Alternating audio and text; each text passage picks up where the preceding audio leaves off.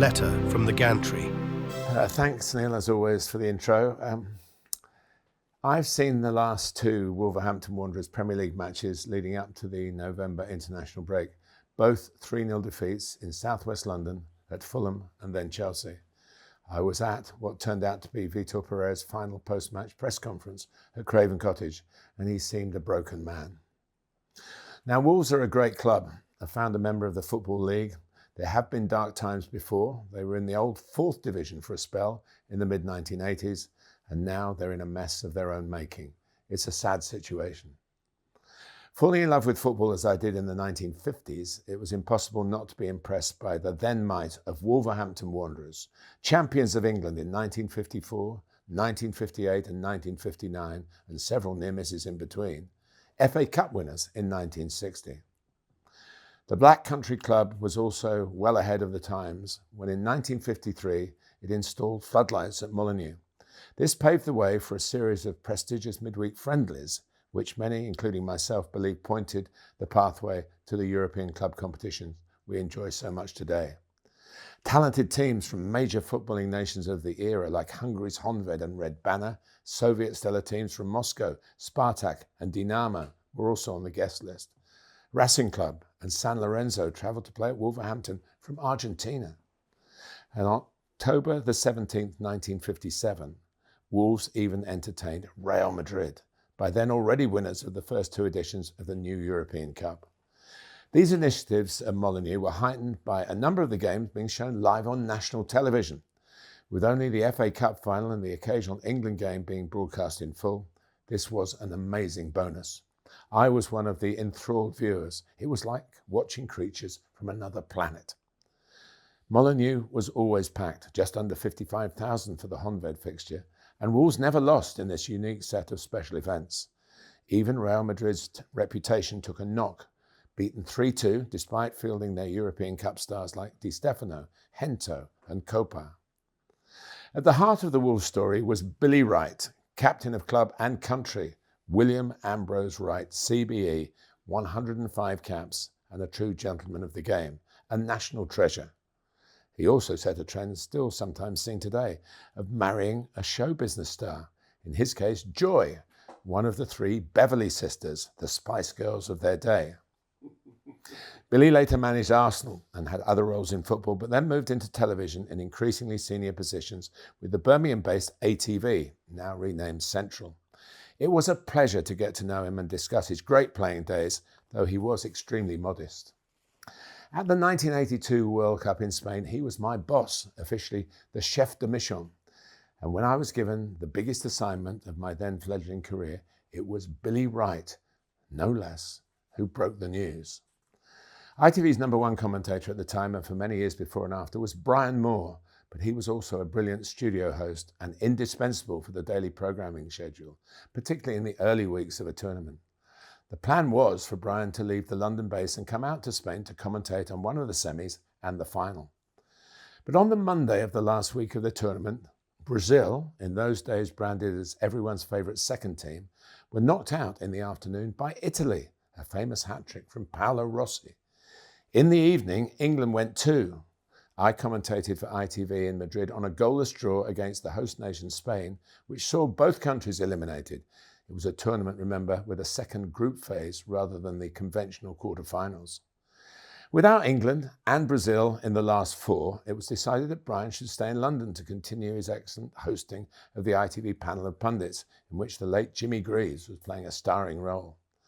So the roster for the commentators had to be rearranged. 4 games left, 2 semis, the third place playoff and the final. 4 commentators in Spain. We were told we would each get a game, but not which one. On the Tuesday morning, I went to say farewell to the England squad as they left their hotel for the airport and thanked them for their considerable help. I'd covered all their 5 games. Perversely, they went out of the competition unbeaten. The ITV base was just across the road. I found on my return that with the upcoming semi-finals being in Barcelona and Seville, our squad was also decamping. Like everyone else, Billy Wright was packing, and in a hurry. There was no time for a proper chat. "Oh, you don't have to rush, you're staying here," he almost blurted out, as he was piling clothes into his suitcase. "You're doing the final." I couldn't catch my breath. It was a great game too. Italy 3, West Germany 1. Rossi scored the opener, and I wasn't sure, but his celebration had become a trademark, and I went with it. Though I was only 36, it turned out to be my only World Cup final for British television. Brian did come out to Mexico for the final 4 years later, but from 1990 until 2022, I have been blessed with broadcasting the game's ultimate showpiece, mostly for Australia and once for the USA. But to be given the nod in 1982, even in that cursory way, by the great Billy Wright, wow, I can still see it now. So maybe you can understand why I wish Wolves well. I hope that this is their darkest hour and that a dawn maybe with a shade of old gold, is on their horizon.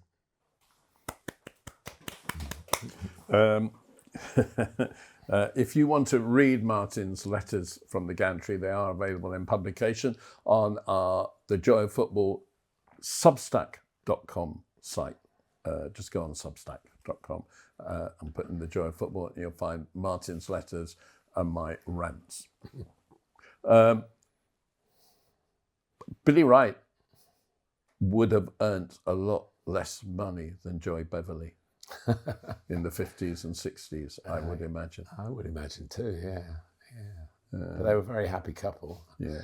And I think it was a case of opposites attracting, because Joy Beverley and the Beverley sisters were very outgoing. I did meet Joy a couple of times in Billy's company, and Billy was very understated, unassuming. And he was a centre half. Yeah. And he was only about 5'10", wasn't she? She was taller than him. Yeah, I think that's probably true. He wasn't. That's why I think he was so revered, because he wasn't built in the conventional way of defending. But he had some mobility about his defending, and he was in a great team. And the Wolves through the 50s were, well, they are the youngest of our followers would see in Manchester City and Liverpool and Arsenal. I mean, Wolves were right in the thick of it, and they're now, I think it's their 8th consecutive season in the Premier League. So, as I say, they've had some desperate times in the past and nearly went out of business, and the ground was left, without any great upgrading on it for a period.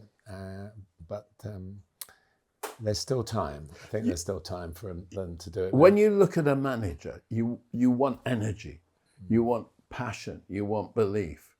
When you looked at Vitor Pereira, who's no longer their manager, or even worse, Juricic at Southampton last season,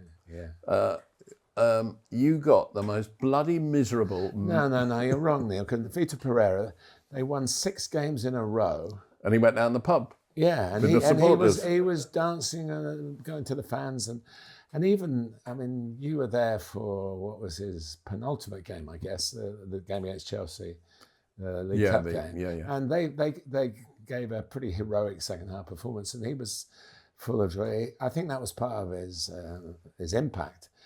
But they won, and he did mention in this last press conference, but I won 6 games in a row, 6 Premier League games in a row, which finished towards the end of April, and they haven't won a game since, I think it's 15 now. In which they may have they've got 2 points this season, 3 points. 3 points out of 45, I think. Forgive me if my maths is not quite right.